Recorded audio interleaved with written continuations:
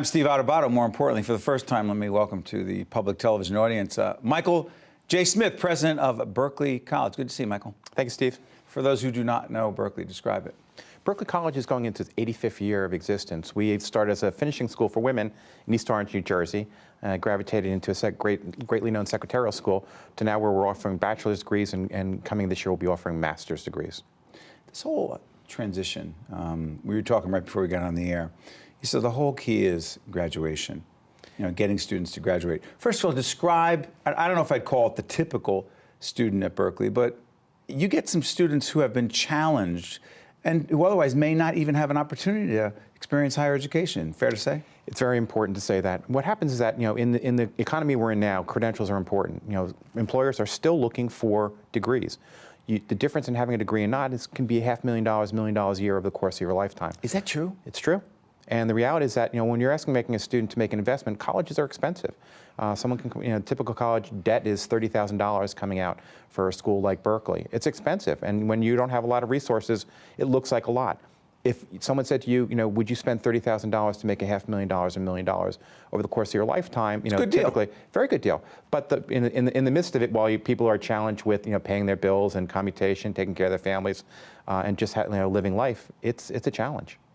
Talk about, it's interesting because we've had a relationship with Berkeley. We've known students there for a while. We've interviewed some of them, and I've talked on your campus a few times about leadership and other issues and overcoming challenges. I've met some of your students. I actually spoke at your graduation a few years back. I've been struck by, seriously, the challenge that some of them face. Describe for our audience some of those challenges. And I don't just mean economic challenges.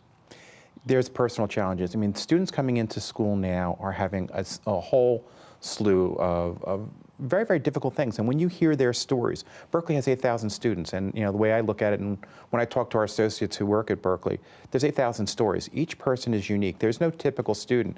And when you hear the challenges and things that they go through to get an education, to better their lives, you really have a much deeper appreciation of really what they come from.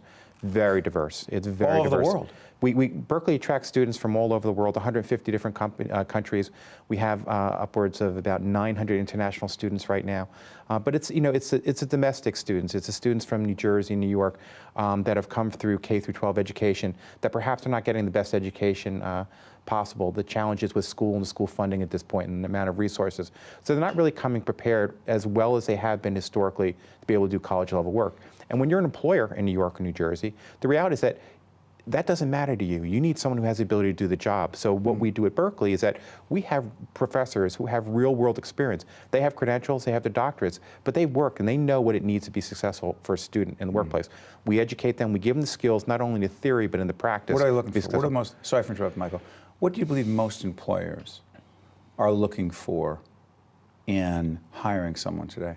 They want someone who has the ability to communicate clearly, someone who looks professional, someone who's going to represent their organization well, someone who has the ability to think, someone who has the ability to put diverse thoughts from different concepts, put it together, package it, and come up with a conclusion.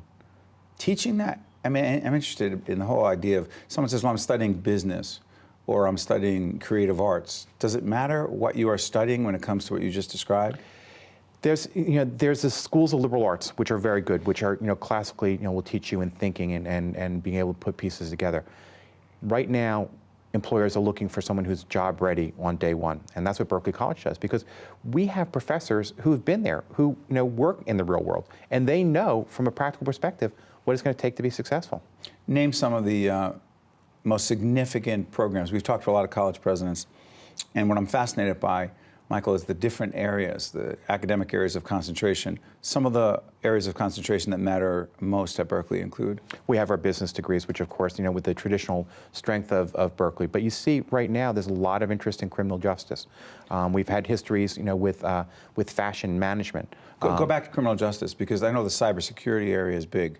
Talk about that. Cybersecurity is very big. I mean, the reality, but that, cybersecurity is interesting because that takes not only skills and technology, but the ability to think and be able to think a couple steps ahead of someone who's trying to penetrate a system. So it's important. You need the ability to communicate. You need the ability to think. You need to be able the ability to work with diverse groups of people Criminal and skills. justice, business, fashion. What else? Medical. Medical is one of the largest employment opportunities now in the U.S. and projected to be in the future. So we train students for the medical fields.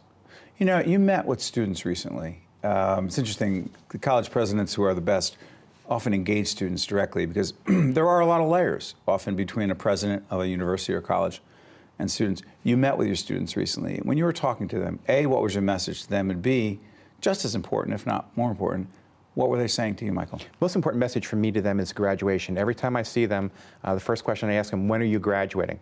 When they have a clear sense in their mind as to what their graduation date is going to be, they can make that real. Sometimes students come in, they're unsure of their ability to be able to do the work. You need to convince them and bring out the strength that exists already within them to be able to succeed. So it's graduation, graduation, graduation. I talk to them as to what their graduation date's going to be. Then I'll talk to them too about what their grades are. How are your grades? How are you doing in school? What are you learning? And then my final question is, what can I do to make the school better? And you get a lot of information from the students. Suggestions, concrete suggestions. Very concrete. Because we have a electronic way of delivering course materials to our students.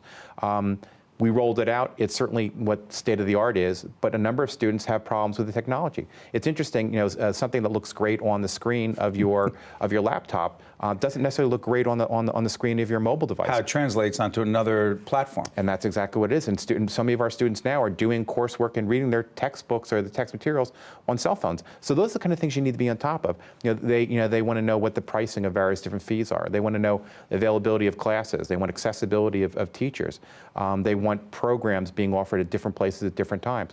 So you get real world experience and real world knowledge from the students because in essence from a business term, there are customers and customers now are very demanding, and that's good for us because the more that our students expect from us, the more that we have the obligation and expectation of raising our game. And when we raise our game for one student, we raise our game for all students. As you talk about this, leadership is a lot about listening. What would you say the biggest lesson you learned about being a leader is, not just as the president of Berkeley, but you spent many years before that at Berkeley as well in other positions. So number one lesson you learned about leadership is? As you named it, listening. I mean, the ability to hear what people are saying and listening emphatically to what they're really saying, not to smile on someone's face, to say yes, nod your head, and then move on to something else. When you hear and you listen to what's going on and you really get to someone's heart, you can really understand what's important to them. And as I said, 8,000 students at Berkeley, 8,000 stories. When you hear those stories and you understand the challenges that our students are going through, you're going to work extra hard to make sure that they not only succeed, but they graduate. I want them to walk across a graduation stage. I want them to shake my hand. If they want to give me a hug, I'll give them a hug. But on the other side of the stage, I want them to have a great, exciting career. Leadership is a lot about listening. Michael J. Smith, president of Berkeley College, thank you for joining us. We appreciate it. Thanks, Steve. Stay with us. We'll be right back right after this. Thank you, Michael. The preceding program has been a production of the Caucus Educational Corporation, celebrating over 25 years of broadcast excellence, and 13 for WNET, NJTV, and WHYY. Funding for this edition of Caucus New Jersey has been provided by the PNC Foundation, which supports early childhood education through Grow Up Great, the New Jersey Education Association, PSE&G, Qualcare Inc., Kessler Foundation, Cone Resnick, and by United Airlines. Promotional support provided by The Record, North Jersey's trusted source, and NorthJersey.com, and by NJ Biz, all business, all New Jersey. Transportation provided by Airbrook Limousine, serving the metropolitan New York, New Jersey area.